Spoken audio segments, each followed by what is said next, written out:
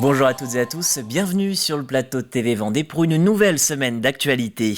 Et dans ce journal de la rédaction, commençons par parler immobilier. Un salon dédié se tenait à La Roche-sur-Yon ce week-end et malgré une hausse de 8,5% du prix du mètre carré en 2022 pour les maisons, plusieurs Vendéens entretiennent des projets.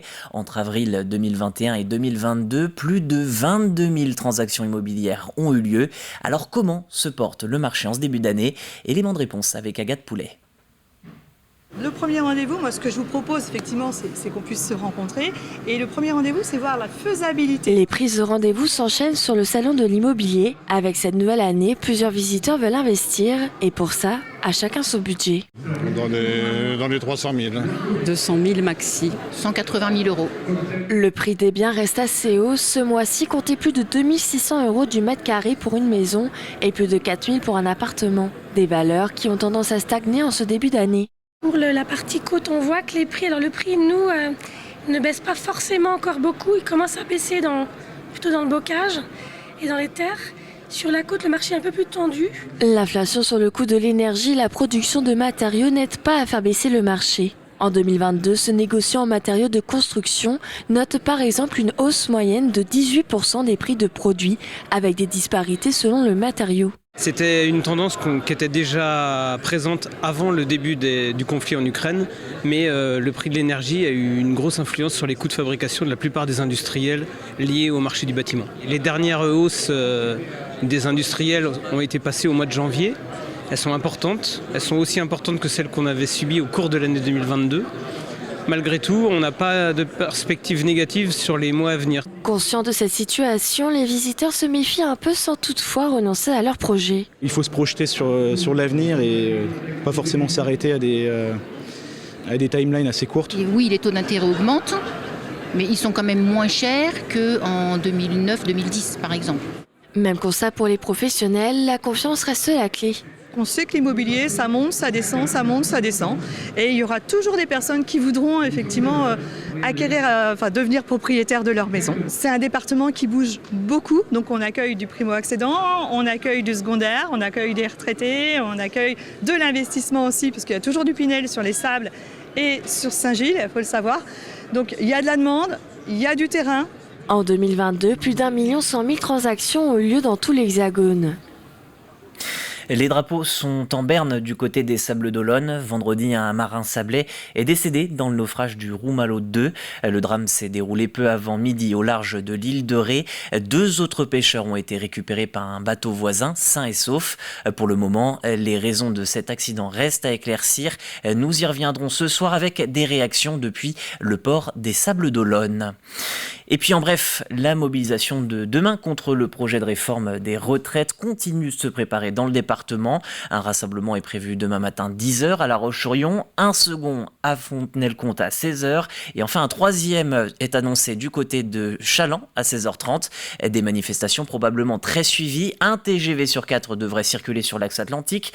Pour les lignes TER, la SNCF estime que seuls 2 sur 10 assureront leur liaison. À La Roche-sur-Yon, le service minimum d'accueil est activé pour 12 des 17 écoles publiques de la ville. Pour rappel, plus de 9000 personnes ont défilé lors du précédent mouvement dans le département le 19 janvier. Ce week-end, vous avez peut-être entendu résonner quelques notes de musique classique. En Pays de la Loire, la folle journée a attiré près de 55 000 spectateurs.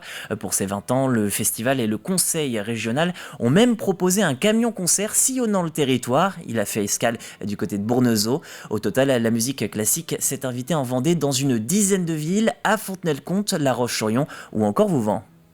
Dans le département de la Vendée, les concerts ont un succès énorme.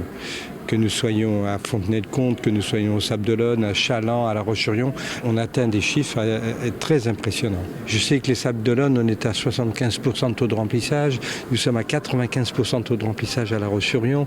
Ici, on a une augmentation aussi très importante. Donc, non, le phénomène folle journée plaît plus que jamais.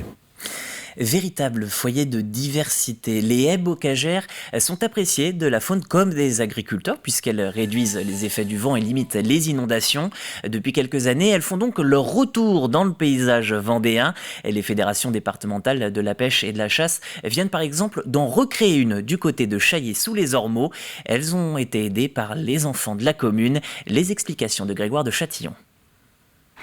1 millier d'arbres plantés en quelques heures sur 500 mètres de longueur. Des arbres plantés sur ces talus issus du creusement du bras de contournement de la rivière. Une opération menée avec les habitants de la commune, comme les agriculteurs, les pêcheurs, les chasseurs, ainsi qu'une soixantaine d'élèves. Nous sommes à la chaussée de Rassouillet à Chaillé, sous les Ormeaux, commune déléguée de Rive-de-Lyon. Le contournement de la rivière, réalisé l'été dernier, permet désormais aux poissons de contourner le barrage et ainsi remonter Lyon. Une bonne nouvelle pour les anguilles et les brochets, mais aussi pour les pêcheurs. Grâce à l'aménagement qu'on a réalisé, les pêcheurs vont pouvoir continuer à pêcher. Et c'est ça qui est important. C'est-à-dire que les gens localement qui vivent ici vont pouvoir profiter de cette belle rivière de nouveau et pratiquer la pêche. Tourne un peu de terre. Avec ces plantations, l'objectif est d'en faire une haie bocagère, utile à bien des égards.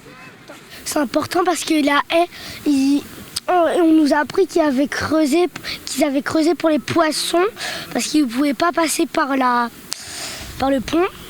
Du coup, quand il pleuvait, il y avait la boue qui pouvait descendre pour boucher le passage des poissons. Donc c'est pour ça qu'on fait une haie pour empêcher la boue de passer. On a mis des talus à proximité, tout en bas de la pente, ce qui permet de retenir l'eau, de l'épurer. Donc il va y avoir une meilleure qualité de l'eau derrière pour Lyon qui coule à proximité. Ça va permettre également d'avoir un petit peu d'ombrage, donc ce qui est bénéfique si on met des animaux, si les gens veulent se poser bien sûr. Donc là c'est plus pour le contexte convivial. Et il y a tout l'aspect biodiversité derrière d'une haie qui permet d'accueillir des insectes, une végétation diversifiée. Une action environnementale qui rime ici avec continuité écologique, initiative locale et amélioration de nos paysages. Et puis un léger mot de sport pour le derby ligérien en Ligue féminine de basket. Les Tigresses du RVBC recevaient les Angevines de l'UFAB 49. Un match d'ailleurs que vous avez peut-être suivi hier soir en direct sur TV Vendée. À la mi-temps, le score est de 42-37 en faveur des Angevines. Mais même si le RVBC va recoller dans les dernières secondes, les Tigresses s'inclinent 82-85. Voilà pour ce journal. On va pouvoir se laisser se quitter avec ces images de la folle journée. Un extrait de concert de Châlons où les professeurs de l'école de musique ont interprété le titre Macumba, réarrangé pour l'occasion à la sauce classique. Belle journée.